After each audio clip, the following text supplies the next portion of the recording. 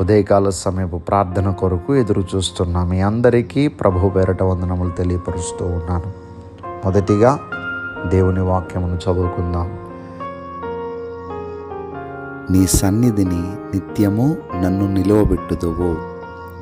ఈ వాక్యము మన వినికిడిలో దీవించబడును గాక. మహోన్నతుడవైన మా దేవా, గతించిన కాలమంతా మీ రెక్కల చాటున కాచి కాపాడి భద్రపరిచి తిరిగి ఆదివారములోనికి ప్రవేశపెట్టినందుకు వందనములు. ఈరోజు నీ బిడ్డలు వారి దినచర్యను ప్రారంభిస్తూ ఉంటుండగా నీ బిడ్డలకు తోడుగా ఉండండి.